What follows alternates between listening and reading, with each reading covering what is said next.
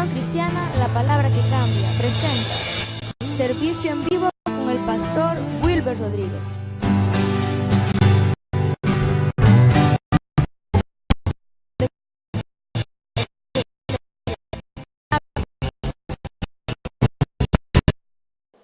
Señor, el precio por el menosprecio que hicieron contra ti, están recibiendo los frutos amargos de haber sembrado mal. Pero tú eres un Dios de oportunidades, un Dios que derrama siempre de manera constante su misericordia sobre aquellos que tú creaste a imagen y semejanza. Por eso pedimos una intervención especial. Y aquellos que estamos aquí, Señor, la mayoría, bendícenos, alimentanos con tu palabra, tu grace, Señor. Tus ovejas que aquí están, que han venido para recibir de tu palabra.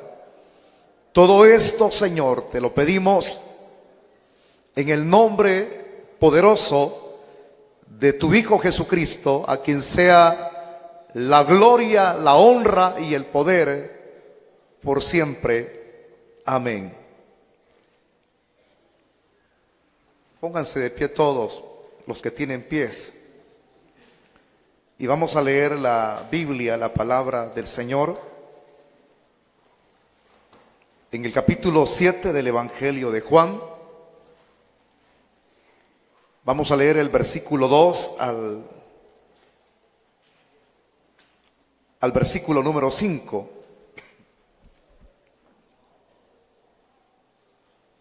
Capítulo 7 del Evangelio de Juan. El tema que hoy vamos a desarrollar le hemos puesto como nombre la solicitud. Dice el versículo 2: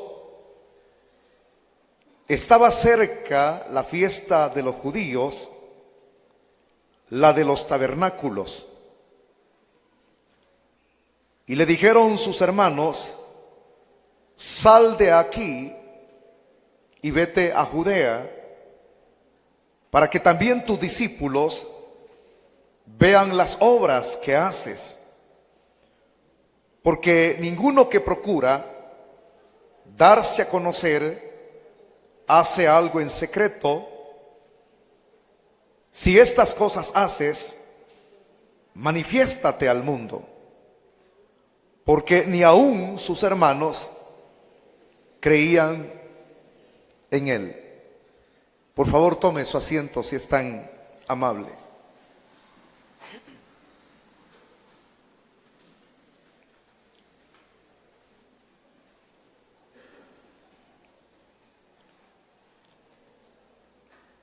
Vamos a hablar entonces de esta temática. Vamos a desarrollarla y le voy a pedir por favor que, si usted vino para alimentarse, procure poner de su parte de manera personal y no pierda su tiempo saliéndose para afuera. Y si estamos aquí adentro, entonces, si ha tomado esa decisión, por favor apágueme su celular. No lo mantenga encendido, apáguelo.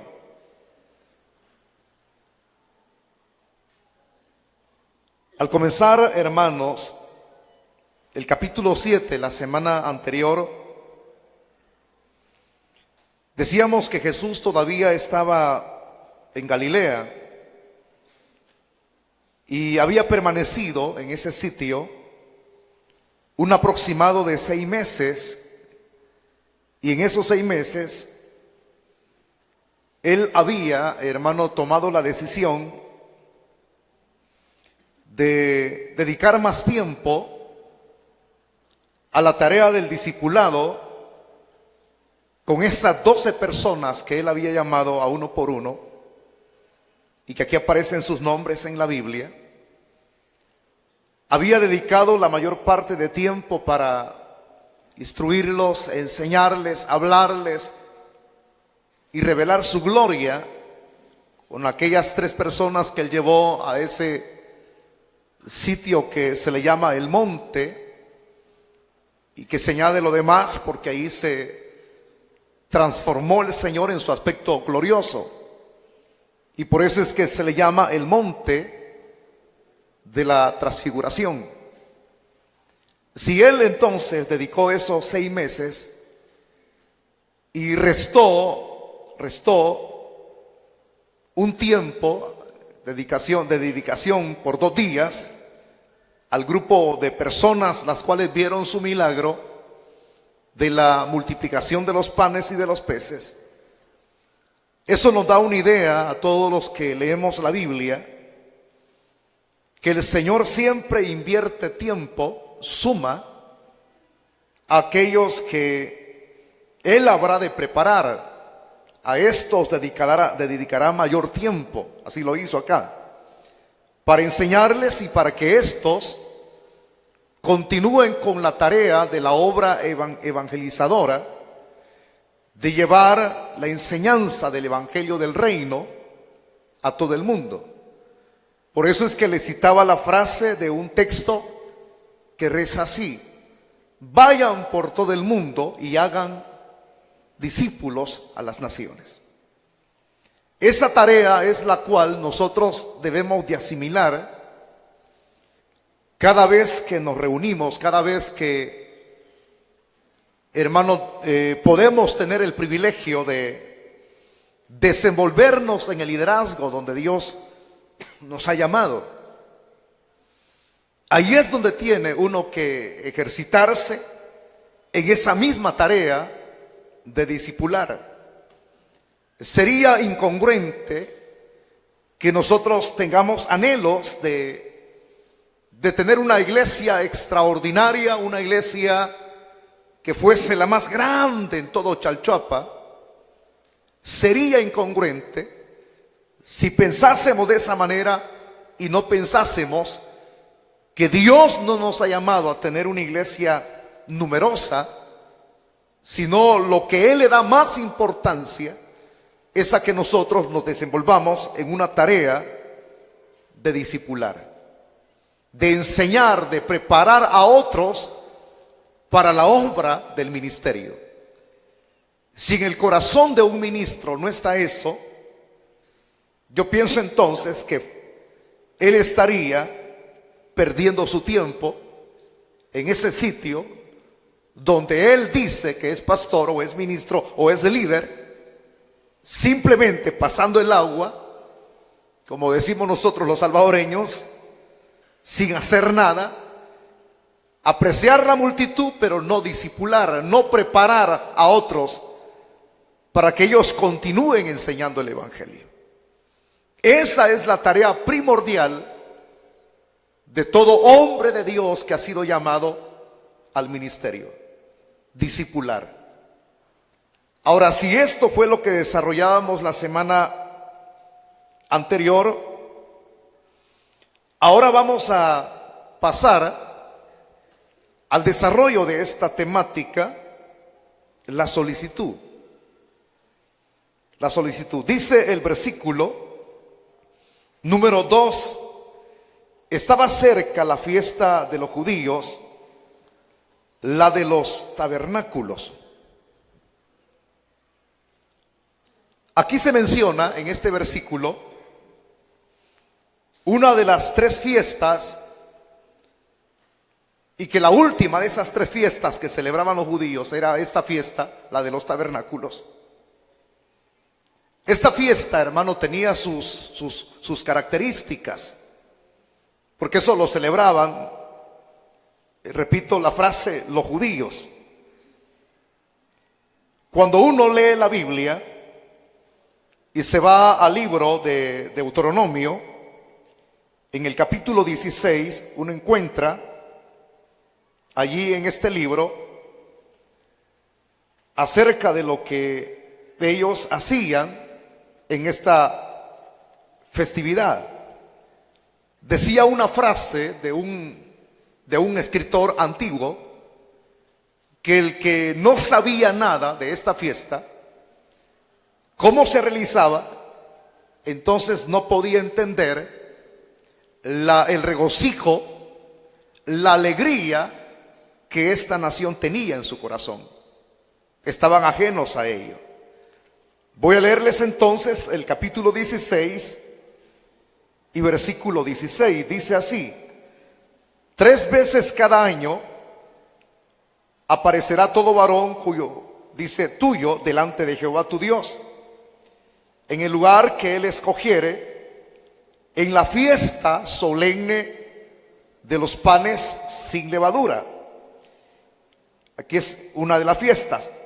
Y en la fiesta solemne de las semanas, y en la fiesta solemne, aquí menciona, de los tabernáculos, y ninguno se presentará delante de Jehová con las manos vacías. Voy a hablarles de ciertas características que tenía esta fiesta. Según los escritores, en esta fiesta de los tabernáculos, que era la tercera, y que era donde más se veía la algarabía, el regocijo que había en el corazón de los judíos. A eso se añadía, a ese regocijo, era cuando más sacrificios se ofrecían en ese momento. Es decir, la nación israelita, la nación hebrea hacía eso, añadiendo a lo que yo acabo de mencionar. Pero también, aparte de esto, hay que observar que según la Biblia, esta celebración no era de un día. No era de un día, no era de 2 días, no era de 3 días, sino era de 7 días continuos. Imagínense, de fiesta, de regocijo, ¿verdad? Y se hacía, según los escritores, en el mes judío. A ese mes judío se le llama el mes Tirri. Y eso, el Tirri, lo que da a entender es que se celebraba desde en septiembre o octubre. Algunos escritores también añaden esto, que es de suma importancia, que habré de mencionarlo. Algunos dicen era en otoño, se celebraba en otoño, tras el final de la siega, en el mes séptimo. Lo que yo acabo de mencionar acá, hace en septiembre o en octubre. En este día de la fiesta que celebraban los judíos, era algo, repito, pero muy especial para ellos. Era muy especial. El hecho es que lo que realizaban, lo hacían en conmemoración, escúcheme, en conmemoración de que ellos recordaban, era un recordatorio de que cuando ellos salieron de Egipto, entonces en esa salida ellos habitaron en viviendas, nosotros le llamaríamos viviendas provisionales. O sea, algo que se puede desarmar, que no se construye de manera estable para siempre. Es decir, que esa edificación ahí habrá de quedar. Eso que sucedió entonces en esa época de la salida de Israel de Egipto, de la esclavitud faraónica, desde ahí se establecería por todas las generaciones esta celebración.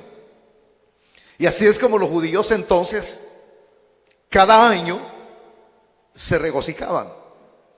Y el hecho es que cuando ellos, aparte de regocijarse, de añadir sacrificios, según los escritores, en esa celebración de los tabernáculos, ellos construían refugios. Mire qué tremendo.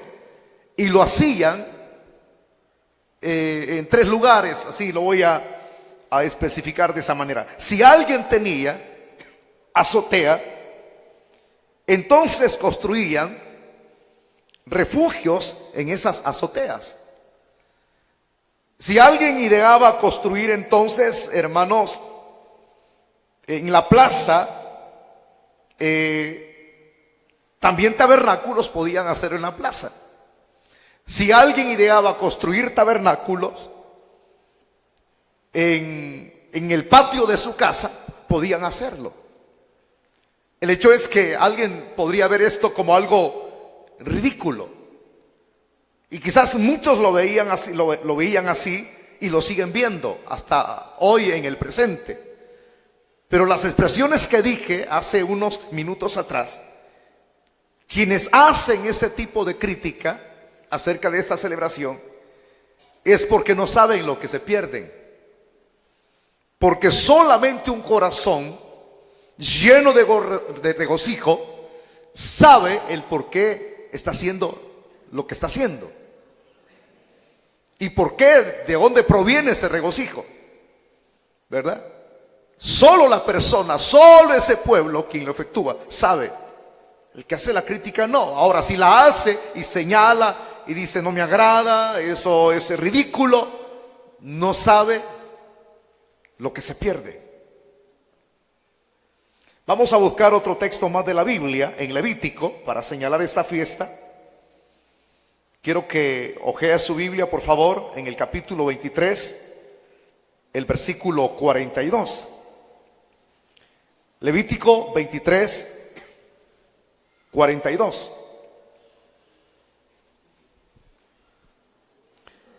Cuando tenga entonces el texto que acabo de citar, usted me responde con un amén. Léalo. En tabernáculos habitaréis, ahí está el tiempo en que se llevaban 7 días. Todo natural de Israel, ¿en qué dice que habitarán? Habitará en tabernáculos. Siga leyendo, hermano, el verso 43. Para que sepan vuestros descendientes que en tabernáculos hice yo habitar a los hijos de Israel cuando los saqué de la tierra de Egipto. Yo, Jehová, vuestro Dios. Y dice el verso 44, así habló Moisés a los hijos de Israel sobre las fiestas solemnes de Jehová. Ahí está. Todo lo que yo ya se lo había dicho en esos versículos. Qué lindo es el pensar, ¿verdad? Cómo ellos realizaban todo esto, hermano. Uno puede, su pensamiento puede trasladarse hacia miles de años atrás, ¿verdad? Venía usted viendo a los israelitas en ese tiempo de la fiesta, viendo cómo construían sus refugios, hechos de ramas, y allí vivían en ellos. Por eso es que el evangelista Lucas, en el capítulo 23, versículo 42, habla de esto. El mismo médico, el mismo doctor quien escribió esto, que es Lucas, en el capítulo 23, versículo 42. Dice así, de la manera como lo voy a leer. Y dijo a Jesús, acuérdate de mí cuando venga. No es esa la cita bíblica. No, ahí lo vamos a dejar pendiente mejor. No es ese. Ahí después vamos a dar la referencia esta que yo estoy citando aquí. Pero el hecho es que metiéndose en el estudio, en la construcción de estos tabernáculos, viendo las enramadas que hacían ellos, las casas en los patios, en las plazas, en las azoteas, en las calles. O sea, imagínense, hermano, que si eso se hiciese en una ciudad, el tráfico, ¿qué pasaría con el tráfico? Con el montón de personas que muchas veces les desagrada el ver ese tipo de celebraciones. Hubieran muchos problemas, ¿verdad? Con que aquí cuando uno hace vigilia la gente se enoja. ¿Qué no sería si los vecinos vieran que el vecino que es judío está construyendo eso, ¿verdad? Esto no es una fiesta para los gentiles, es una fiesta de judíos. Ahora, si alguien, porque hay personas que así tienen esa postura, ¿verdad?, de hacer lo que los judíos hacen, Pero esto no es para nosotros, esto lo realizaban los judíos. Por 7 días continuos estaban ellos allí. Y fíjese, hermano, que esto no es una fiesta común y corriente, como muchos quizás han tratado de asimilarlo y expresarlo, ¿verdad? No, porque hasta los mismos escritores, los mismos historiadores, hay un historiador que se llama Flavio Josefo, es un historiador judío. Y este mismo historiador del siglo I escribió ciertas frases que son de suma importancia. Dice en uno de sus libros, Flavio Josefo, que esta fiesta era la más popular de las 3 grandes fiestas judías que se realizaban en esa época, que se llevaban a cabo con un contenido de aspectos rituales que se hacían una y otra vez. Pero aquí es muy importante lo que Josefo dice, que era una de las más populosas. ¿Por qué? Porque él en su tiempo vio como un judío cómo se realizaba esto. Y lo tremendo es que lo que Josefo pudo contemplar es que dentro de los mismos rituales, los judíos esparcían agua. Es decir, que traían agua de cierto sitio, desde un estanque, y la esparcían. Y también dice Josefo de que ellos utilizaban lámparas para alumbrar. Esas lámparas es lo que llamaríamos nosotros faroles para alumbrar. Entonces también era muy hermano, lógico el ver el montón de faroles y el agua que ellos sacaban para esparcirla, porque era parte de la misma celebración judía. O sea, esto es algo no exagerado, sino que muy bonito. Todo recordando lo que el Señor había hecho por ellos a la salida de Egipto. Increíble, ¿verdad? Fíjese que de todo esto usted va a oír tanto, por eso es que es muy importante detenerse a explicar esto, aunque muchas veces a nosotros nos parezca algo aburrido. Pero es muy importante el explicarlo, porque usted va a oír frases como estas, que esto, inventada, ¿verdad?, tiene su significado en estos y estos motivos. Frases que se van a tornar incongruentes en contra de lo que es la realidad. ¿Por qué no las he mencionado, sino que he dicho frases? Porque no amerita el ser mencionadas.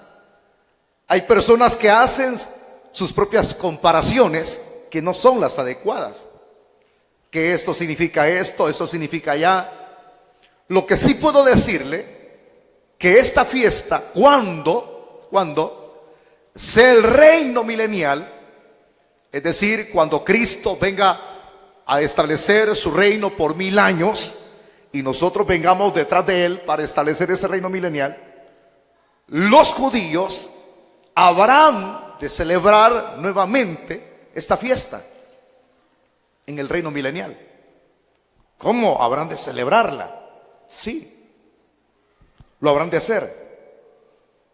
Por eso es que abra su Biblia, le voy a indicar el texto base en el libro de Zacarías. Zacarías capítulo 14, quiero que lo lea por favor conmigo.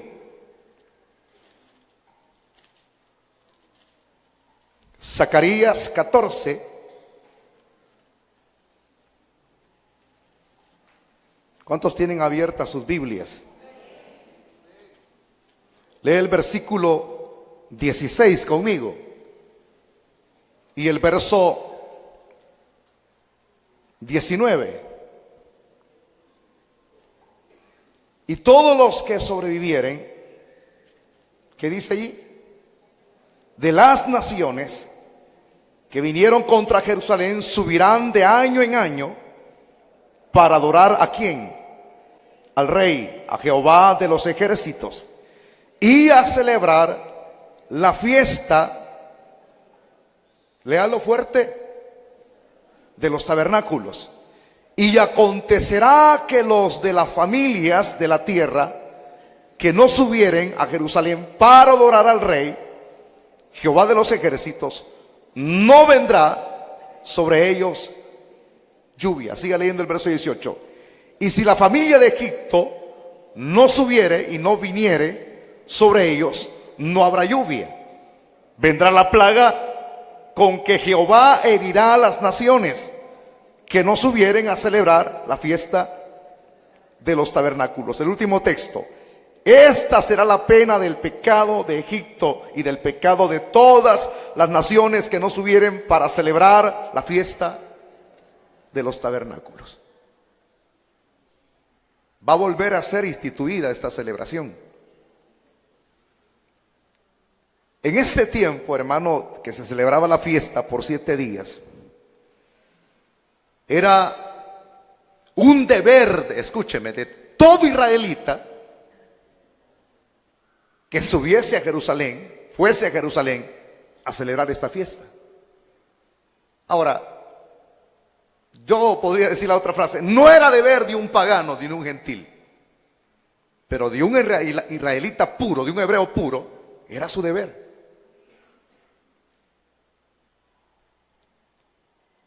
Usted está bastante familiarizado con las celebraciones que se hacen aquí, ¿verdad? ¿Cómo no? Fíjese que dijo no y no he dicho nada. Ese es el problema nuestro. Las festividades patrias, le guste o no le guste. Ahora, a no ser que usted sea testigo de Jehová, ¿verdad? Ellos no se someten al gobierno, ni mucho menos a ese tipo de celebraciones. Para ellos no hay ninguna celebración del 15 de septiembre, que es el día de la independencia, correcto. Ellos no, ellos pasan por alto eso. Pero le guste o no le guste, si usted es un estudiante, los más jóvenes, ¿verdad?, tienen que cantar el himno nacional. A mí me han venido con preguntas: pastor, mi profesora dice que yo tengo que hacer una oración a la bandera, ¿la hago o no? Y yo les he dicho, tienes que hacerla. Es que eso es idolatría, me dijeron por allá. Tienes que hacerla. Es tu deber de hacerla. Nosotros no valorizamos lo que tenemos aquí, porque cualquiera puede decir, eso son cuestiones paganas. Escúcheme, es parte de nuestra cultura. Cuando uno vive en un país extranjero, es cuando se da cuenta que lo que no hacíamos aquí tenía valor. Y por allá uno comienza a llorar cuando oye el himno nacional de nuestro país. Todo salvadoreño sabe que se tiene que poner su mano. ¿A dónde se pone? Su mano, correcto, en su pecho. Ay, o no, ese va yuncada. Sí, catracho. Si usted fuera hondureño, estoy muy de acuerdo. Si fuera de Guatemala, estoy muy de acuerdo. Pero es salvadoreño. Ahora, ¿por qué estoy presentando esta ilustración? Porque así eran las festividades de los judíos. Personas de afuera pueden ver lo que hacemos nosotros los salvadoreños como algo ridículo. Pero hay personas, hermano, que aman tanto este pulgarcito de América, que aman hasta el himno, que cuando lo están cantando aquí en el país lloran.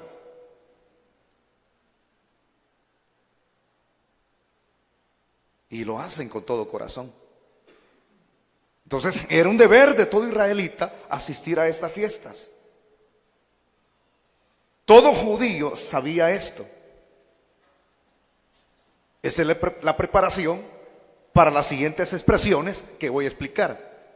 Siga leyendo, por favor, ahí donde estamos. Si usted tiene la Biblia abierta en el Evangelio de Lucas, vamos a ir nuevamente al capítulo 7 del Evangelio de Juan. ¿Qué dice ahí el verso 2? Estaba cerca la fiesta de los judíos, la de los tabernáculos. Ya explicamos todo esto. Ya teníamos la idea clara que es la fiesta, ¿verdad? ¿Cuánto se llevaba la celebración? ¿Qué era lo que se hacía? Ya lo tenemos bien claro. Pues estaba a punto de venir la fiesta, cerca. Y le dijeron, dice el verso 3, sus hermanos. Vamos a ir explicando frase tras frase. Ahí habían cerca ciertas personas que aquí dice sus hermanos. Para los que les gusta leer, por allá ustedes van a oír frases explicativas que no concuerdan con la interpretación bíblica, que no amerita que yo las diga, usted ya las habrá oído. En el ámbito religioso se dice así, se dice así. Pero lo que vamos a hacer nosotros ahorita no es dar nuestro propio punto de vista, porque cuando se trata de preguntar, ¿y usted qué opina? Ah, yo opino esto. ¿Y usted qué dice aquí? Ah, yo digo que esto. ¿Y usted qué dice allá? Ah, yo digo que esto. Cada quien da su propio punto de vista. Cuando se trata de interpretar la Biblia, no se trata de dar nuestro propio punto de vista. Se trata de hablar con la verdad. ¿Quiénes son estas personas que se acercaron a Jesús? Dice, sus hermanos. Alguien puede llamarle a una persona hermano por pertenecer al mismo país, por tener la misma nacionalidad. Somos hermanos salvadoreños. Son frases que se utilizan en el extranjero. Yo estuve en México y me encontré con un sinfín de salvadoreños. Ya llegando a la frontera, y le preguntan a uno, ¿tú de dónde eres? Pues uno aprende a hablar bien un poquito cuando uno va por allá, ¿verdad? El mexicano, órale, yo soy de Coahuila. ¿Y tú para dónde te la tiras? Pues yo me la tiro para Laredo, ¿me? ¿Y dónde puedo agarrar el camión, vos? Ahí es donde lo chequean, porque el vos no existe en el mexicano. El menso sí. Entonces si le preguntan, ¿de dónde es usted? Y en algunas palabras ellos chequean, decimos nosotros. Si tú eres salvadoreño, sí soy salvadoreño. Entonces, ¿por qué hablas así, condenado? Es que se me pegó un poquito lo de Pancho Villa. Entonces dame la mano, somos hermanos salvadoreños. Frases que algunos que hemos salido las utilizan afuera. Y uno se abraza, y quizás algún piojoso, hermano. Pero usted se complace en ver a un hermano de su país. No estoy hablando necesariamente de la expresión que utilizamos los cristianos, hermano en Cristo, sino la expresión por nacionalidad. Entonces por eso le dije, présteme toda la atención, porque más de alguno de ustedes puede agarrar lo que es incorrecto y eso transmitirlo a otro, y es falso. Es muy fácil que la falsedad se propague, y nosotros los seres humanos somos muy susceptibles a asimilar, a agarrar más la mentira que la verdad. ¿Quiénes son estos hermanos entonces? Son los hermanos de Jesús. ¿Jesús tuvo más hermanos? ¿Habrá tenido más hermanos Jesús? ¿Qué dicen ustedes?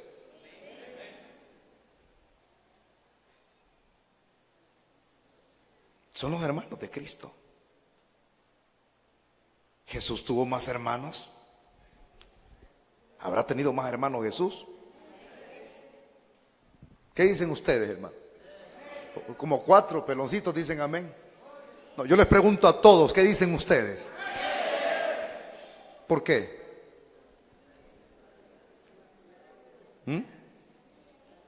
¿Habrá tenido más hermanos Jesús? Muéstrame la base bíblica. Eso es lo que dicen los impíos, los religiosos. No seas mentiroso, le van a decir a usted. Estás diciendo mentiras, eso es blasfemia, eso es un insulto a María. Porque ella fue sin pecado concebida. Por eso es que nosotros no tenemos que pelear con nadie. Simplemente hablemos la verdad. Y si alguien agarra la verdad, es libre. ¿Dónde están los libres aquí? Abra su Biblia y leamos en el Evangelio de Mateo capítulo 13, versículo 55. El Evangelio de Mateo capítulo 13, el versículo 55. Cuando usted lo tenga, entonces le voy a pedir que no lea con la vista. Lea, por favor, a voz en cuello. Léanlo pues, léanlo. Fuerte, fuerte, que se oiga, que lo oigan los que están viendo el video a través del internet. ¿No es este el hijo del carpintero? ¿No se llama su madre María y sus hermanos Jacobo, José, Simón y Judas? ¿No están todas sus hermanas con nosotros? ¿De dónde pues tiene todas estas cosas? Mira, aquí se mencionan nombres. Jacobo, José, Simón y Judas. ¿Cuántos varones eran? 4. ¿Y abajo qué dice? O sea que, hombre, María tenía fruto en su vientre, hermano. Después que dio a luz a Jesús, de ella, su esposo se llegó a ella. ¿Quién era su esposo? José. Él procreó. Entonces, hermano, no, ella era una santa. Ella jamás tocó hombre. Por favor, ¿en dónde dejamos la Biblia? No engañemos a la gente. Hablemos con la verdad. Esos son los textos bases para que usted le hable a una persona. Si es que, claro, usted no va a llegar, mire, aquí el hermano Wilber me manda. No, yo no lo mando, yo lo mando a ganar almas para Cristo. No a buscar gente necia y terca. Que dicen, yo muero en mi religión. Si mi abuelo murió patas arriba, yo también. Váyase al infierno. Pero si usted es receptible a la verdad del Señor, entonces la verdad nos hace libres. Y esta es la verdad. Ya tenemos una idea. ¿Quiénes fueron los que se le acercaron a Jesús antes de que la fiesta iniciase? Ya estaba por iniciar. Fueron sus hermanos. 2 de ellos, de estos 4 que usted ha leído aquí, 2 de estos que hemos leído aquí con nombres, fueron escritores. Está la epístola de Jacob, Santiago, y la epístola de Judas. Aquí está en la Biblia.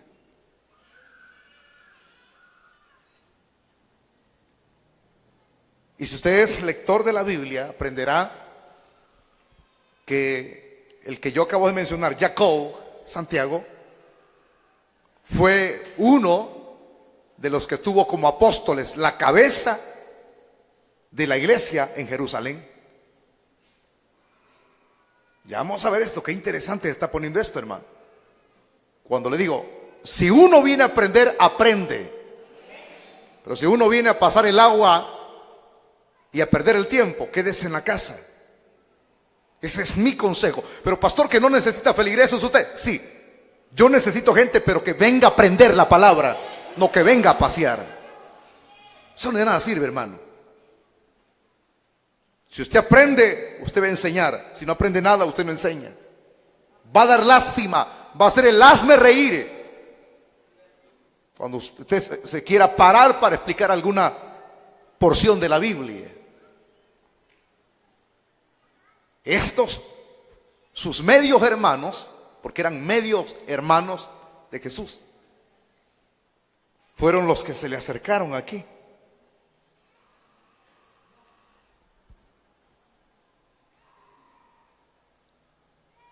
Y le dijeron: sal de aquí y vete a Judea. Sal de aquí, le dijeron, y vete a Judea. ¿Qué están haciendo acá? Ellos tenían conocimiento de esa fiesta, porque eran judíos. Pero aquí sucede algo muy interesante, hermano. Estos tipos, estos sus hermanos, medios hermanos, van a tomar una actitud burlesca, fíjese, hermano. Burlesca, ¿por qué? Más adelante lo vamos a entender, porque los mismos textos que hemos leído nos va a explicar eso. Estos, sus medios hermanos, creían que Jesús, me voy a adelantar un poquito, que Jesús estaba medio chiflado. ¿Usted ha sabido personas que están medio chifladas? Mira el que tiene la par.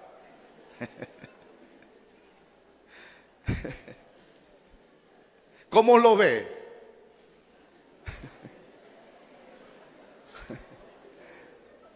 ¿Ah?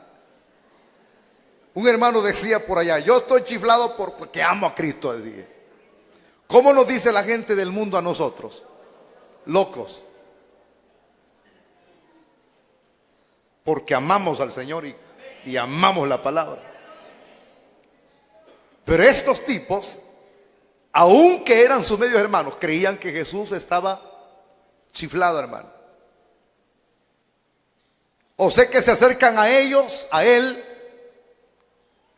para tomar una actitud burlesca, pero en esa actitud se habrá de mostrar qué es lo que hay en su corazón.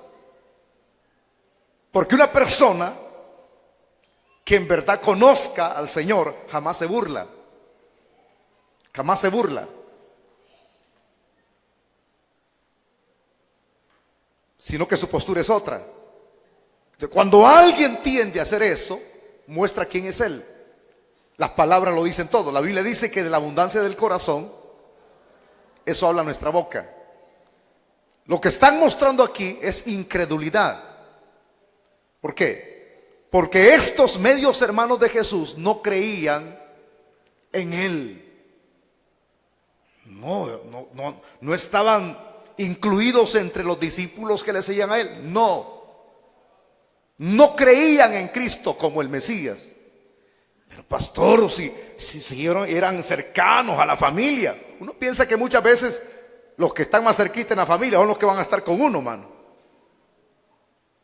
Cristo dijo estas expresiones: que nuestros enemigos serían los de nuestra propia casa. Sus enemigos. Su esposo que no es cristiano. Sus hijos que son incrédulos. Ay, papá, ya va con lo mismo. No me sermoné. Tus enemigos. No se extraña entonces lo que está sucediendo aquí. Al acercarse, lo retaron. ¿Por qué digo retaron? Siga leyendo las otras frases ahí. Le dijeron: sal de aquí. Sal de aquí. ¿Por qué le dijeron sal de aquí? Dice lo demás: y vete a Judea, para que también tus discípulos vean las obras que haces.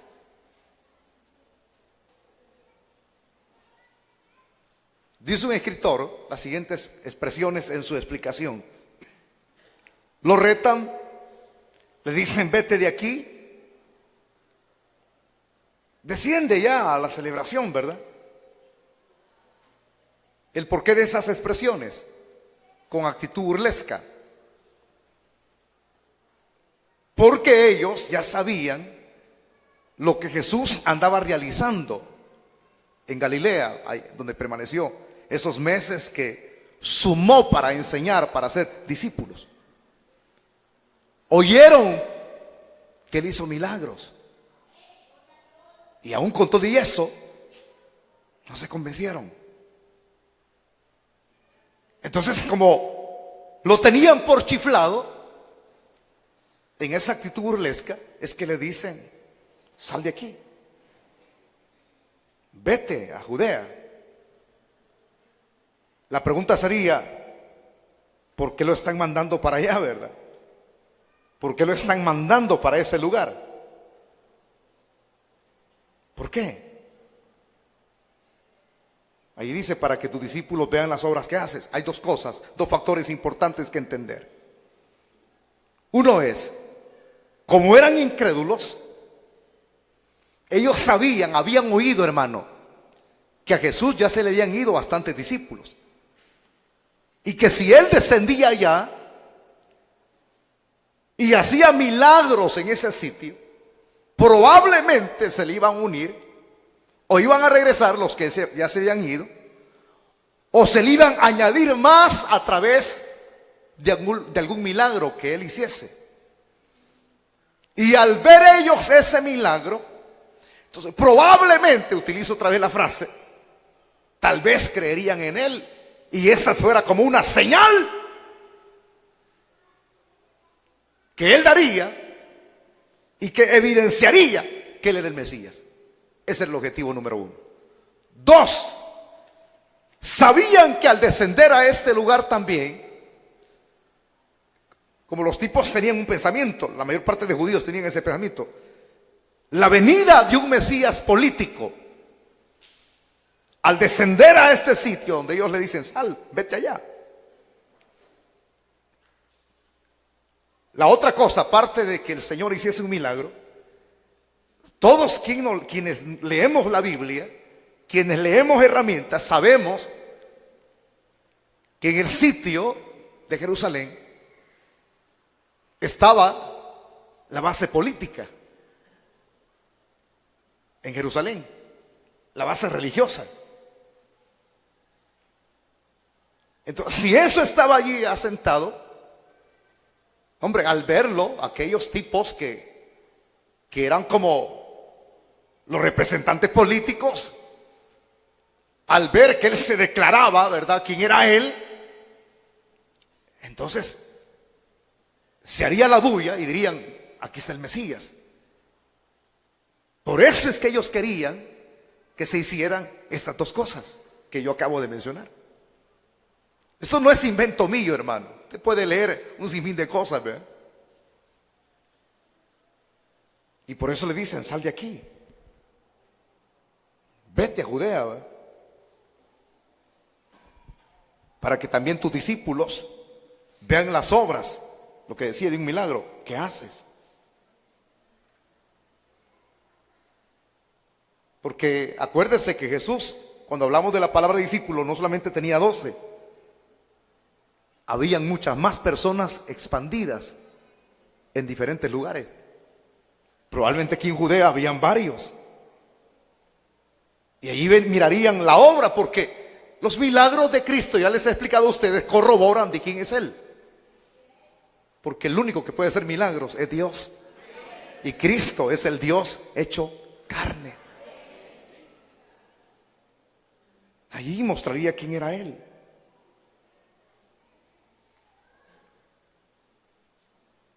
Imagínense sus propios hermanos burlándose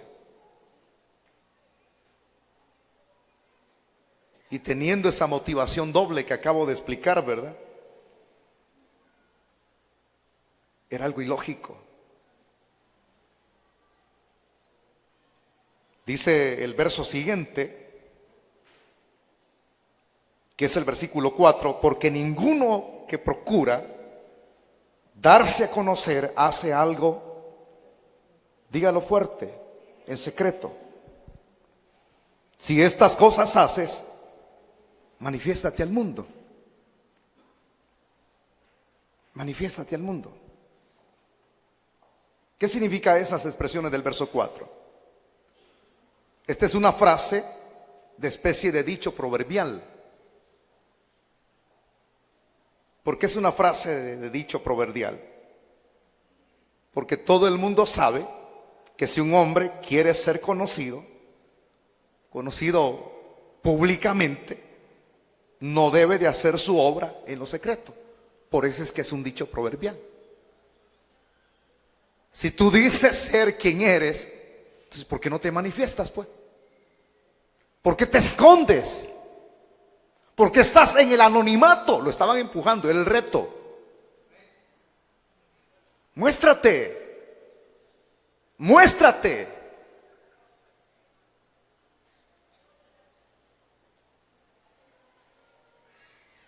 El dicho proverbial. Si estas cosas haces. Esa frase me hacen eco en el oído. Si estas cosas haces. ¿No le recuerdan a usted algo? A mí sí. ¿No le recuerdan las 3 tentaciones que el diablo le lanzó en el desierto? Si eres el Hijo de Dios, convierte estas piedras. Si eres, lánzate. Es decir, si eres, convierte estas piedras en pan. En la cruz del Calvario resonaron esas frases. Si eres el Hijo de Dios, bájate.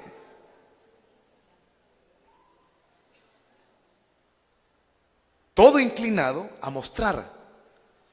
Porque eso es lo que exige y pide un corazón lleno de incredulidad. Por eso, en esas frases burlescas, hay tanto que inquirir ahí, hermano. Esos tipos eran tremendos. Muéstrate. Ya no estés en el anonimato, muéstrate quién eres tú, manifiéstate al mundo, ya pues. Pero no era el momento. Porque Él no va a hacer o va a cumplir las exigencias de los hombres cuando estos las pidan. No, nunca olvide ese principio, hermano. Porque hay personas que son tan caprichosas que dicen, yo quiero ver un milagro ahorita. Muérase. Que Dios no es nuestro mandador, señores. Nosotros somos siervos de Él y tenemos que obedecerle. Y estos tipos se están arremetiendo contra Él. Pero alguien diría, ¿pero por qué lo hacen? Pues bueno, usted mismo saque su deducción en base a lo que estamos estudiando. Porque sus corazones eran duros. Un corazón duro. Y no importa quién sea, hermano, familiar, el más cercano, no puede reconocer quién es Él. Estoy hablando de sus hermanos hacia Él. Y ahora apliquémoslo hacia nosotros. ¿Por qué usted tiene problemas con su familia? ¿Por qué ellos no me felicitan? ¿Por qué ellos no me aplauden? ¿No me dan un encomio? ¿No me dan una palmadita en la espalda? Sino que arremeten contra mí. Porque los corazones de los hombres son duros, aún viendo la obra que Dios ha hecho en nosotros. ¿Qué nos sería con Cristo?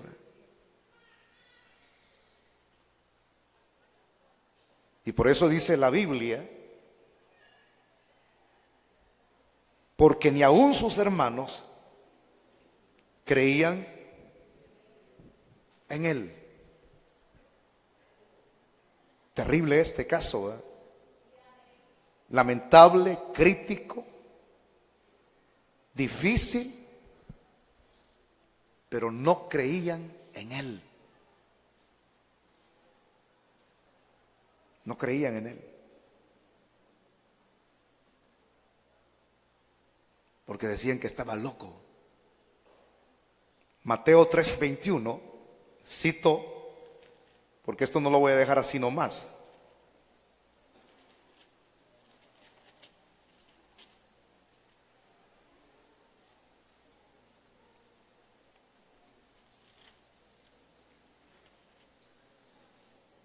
3:31 quiero que lea.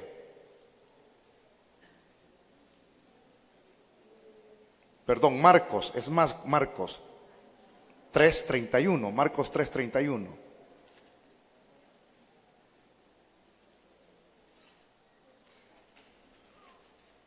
Lea primero el verso 21 y luego nos vamos al 31 al 34 para que entienda mejor. Marcos. ¿Ya tiene? Entonces quiero que lea conmigo el verso 21. ¿Qué dice ahí? Cuando lo oyeron los suyos, vinieron para prenderle, porque decían, está fuera. ¿Qué es esto? Está chiflado. Está fuera de sí.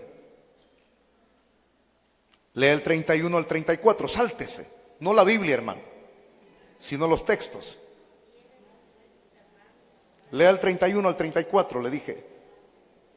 Vienen después sus hermanos y su madre, y quedándose afuera, enviaron a llamarle. Y la gente que estaba sentada alrededor de él le dijo, tu madre y tus hermanos están afuera y te buscan. Él le respondió diciendo, ¿quién es mi madre y mis hermanos? Y mirando a los que estaban sentados alrededor de él, dijo, he aquí mi madre y mis hermanos. Porque todo aquel que hace la voluntad de Dios, ese es mi hermano y mi hermana y mi padre. Alábele que él vive. Increíble, ¿verdad?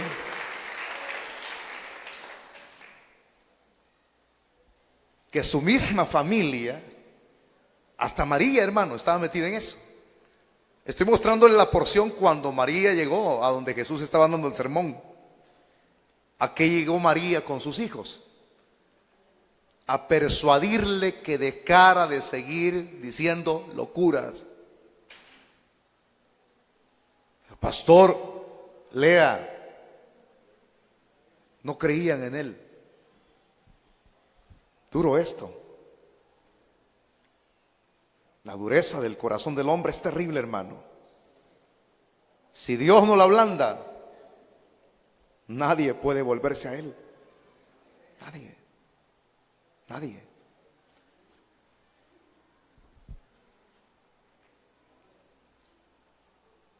Ni aún sus hermanos creían en él. Usted me escuchó hace unos minutos atrás explicar esto, y creo que somos buenos para atesorar. Yo acabo de mencionar que 2 de los hermanos de Jesús estuvieron en posiciones privilegiadas dentro del cristianismo. Uno de ellos, Santiago, llegó a ser apóstol de la iglesia en Jerusalén. Jacobo. Entonces, si aquí acabo de mencionarles que no creían en él, porque yo dije que 2 de ellos fueron escritores, Santiago y Judas. Porque estos discípulos, estos hermanos del Señor, imagínense que aquí vea la actitud burlesca y la dureza, porque aquí se evidencia eso, la dureza, la actitud burlesca. Desciende, ve, preséntate, evidencia pues, lánzate de un solo, demuestra quién eres.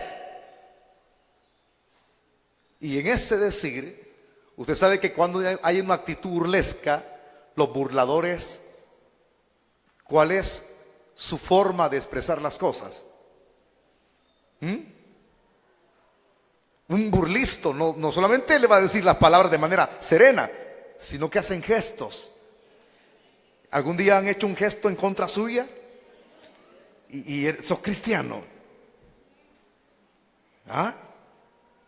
¿Vos sos cristiana?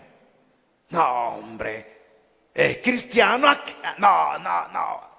La actitud, la burla, o sea, no solamente las expresiones verbales, sino los ademanes. Que cualquiera se siente rebajado cuando hay ademanes de tipo.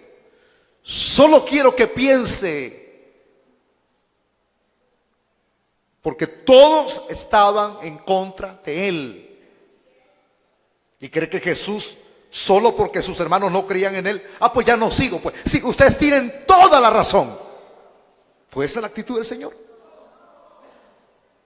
Las palabras burlescas de cualquier persona, el viento se la lleva.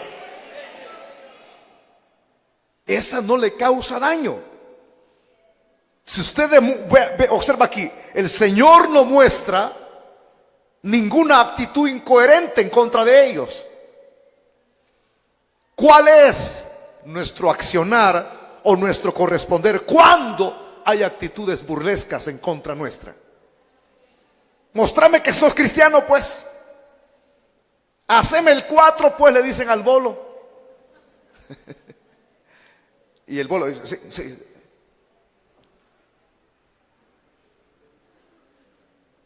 Nosotros no tenemos que mostrar nada. En esto seréis reconocidos, en que os améis los unos a los otros. Es que ya me mandaron a decir que lleve algo, que muestre quién soy yo. No, no, hermano, usted siga adelante. Que no lo saquen de su juicio, de sus cabales, como decimos nosotros. Usted no tiene que mostrar nada. Mostrame pues que sos cristiano, pues mostrame. No, los hechos, los frutos es lo que evidencia. Aquí querían que Jesús se mostrara a los políticos de Jerusalén, a los religiosos, que les demostrara a ellos que hicieron un milagro. Entonces nos volveremos a ti para creer en ti, hermano. No creían en él. Ahora, ¿cuándo fue que creyeron en él entonces? Cuando él resucitó de entre los muertos. Alábele que él vive.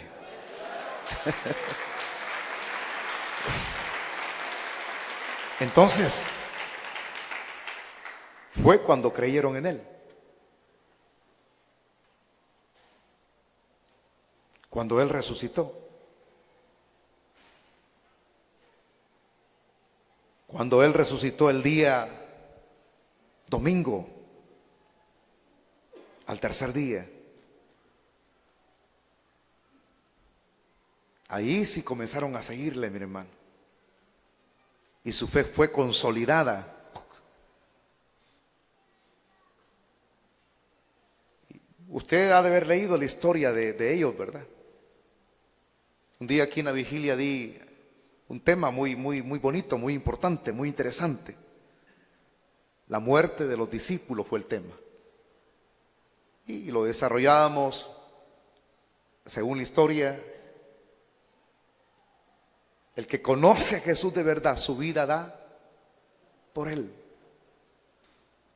Ya no hay actitudes burlescas y ya no se pide pruebas. Por eso es que Jesús le dijo a Tomás: porque me vistes, creíste. Más bienaventurados son aquellos que sin ver creen. Eso es fe. Mostrame pues que tu Cristo es verdad Dios, pues mostrame. Hoy en estos tiempos difíciles, en donde predomina el posmodernismo, donde predomina el ateísmo, le van a salir con cierto tipo de apologética. Le dijeron a un pastor la siguiente frase. Él fue a una universidad y lo invitaron a dar una exposición en la universidad. Cuando terminó de dar la exposición, hubieron 15 minutos de preguntas. La temática a desarrollar fue: Dios es un Dios vivo. Y al final hubieron preguntas. Y las preguntas, una de ellas fue esta: muéstrenos con bases científicas que Cristo es Dios. Y vino él, dijo esta frase, ¿verdad? Yo no te puedo explicar nada científicamente porque yo no soy científico. sino que soy creyente. Y un creyente por la fe vivirá. El justo por la fe vivirá. Y no por evidencias. Cuídese de eso, hermano. Porque más de alguien le va a decir, preséntame una base científica. Esto no se trata de presentar bases científicas. Esta es cuestión de fe. Cristo vino hace 2000 años. Murió por nosotros en una cruz. Lo bajaron de esa cruz el día viernes. Lo sepultaron. Estuvo viernes en la noche. Estuvo sábado todo el día. Pero el domingo en la madrugada hubo un telúrico. La piedra fue quitada y un ángel se sentó encima de la piedra. Y cuando las mujeres llegaron, comenzaron a llorar, a lamentarse porque alguien se había llevado el cuerpo, pero ahí estaba el enviado. Y le dijo a la mujer, ¿por qué buscáis entre los muertos al que vive? Yo no necesito presentar pruebas científicas. Únicamente necesito recurrir a este libro maravilloso. Porque los hombres, los judíos piden señales y los griegos demandan, dijo Pablo, sabiduría. Creer es lo importante. Que este no es un jueguecito religioso que nos metieron por ahí la trampa, que mira, lee el libro de Código de Da Vinci, vos vas a ver que el Señor se metió con María Magdalena. Que el Señor reprenda al diablo. El fundador de nuestro evangelio en el cual hemos creído, porque es nuestro el evangelio. Y la palabra evangelio significa buenas noticias de salvación. El fundador del evangelio no fue un hombre común y corriente. Es el Dios hecho carne. Venció a la muerte, al pecado y al diablo en la cruz del Calvario. Muerte, yo seré tu muerte. Sorbida es la muerte en victoria. En ese Jesús, Él es nuestro líder, Él es nuestro guía, Él es nuestro hermano mayor, Él es el Rey de Reyes y Señor de Señores. Él es el Dios todopoderoso. Vamos a inclinar nuestros rostros. Si por aquí hay personas que muestran actitudes burlescas en contra de los evangélicos y en contra del evangelio, cuídese. Porque esa actitud, le voy a decir esto, si sigue viniendo usted acá, no todo el tiempo usted va a estar en ese tipo de situaciones. Si estos al final reconocieron que Cristo era el Mesías y ya no pidieron más evidencias, milagros, terminaron creyendo que su medio hermano no era cualquier persona. Aquí no le estamos metiendo cierto tipo de terapia. Esta no es terapia, señores, esta es la realidad. Es la verdad del evangelio. Jesús, el Hijo de Dios, está allí. La fiesta de los tabernáculos se celebraba al final de la recolección de la cosecha. Pare bien los oídos lo que le voy a decir. Se parece mucho con lo que va a acontecer dentro de unos días. Se celebraba cada final de la recolección de la cosecha, de los frutos. ¿Qué es lo que viene Jesús a hacer? Él viene a recoger la cosecha.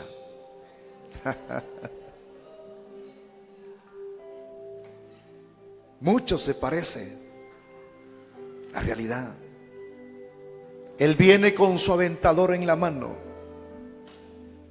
y cuando Él venga con ese instrumento que utiliza un campesino, la paja la hará a un lado, la basura, la hojarasca, y el trigo lo apartará a sus graneros. ¿A dónde será el regocijo? Los judíos lo celebraban aquí en la tierra, con algarabía, con gozo, colocando tiendas desmontables en los patios, en el mercado, en la azotea, en las calles. ¿A dónde será nuestro regocijo cuando Él venga a recoger la cosecha? Será en el cielo. Levante sus manos hacia arriba. Levante su mano.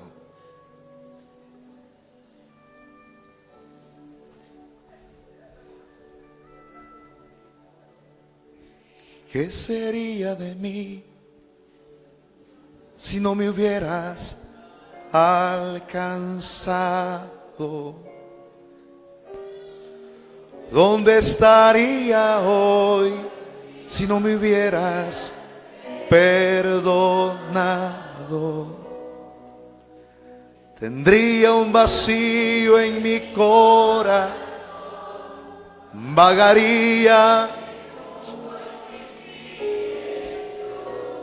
en las tinieblas huyan ante ti. Ministerios Asociados, la palabra que cambia, internacional, presentó la poderosa palabra de salvación. Él venció la muerte y vive para siempre. Dios no está muerto.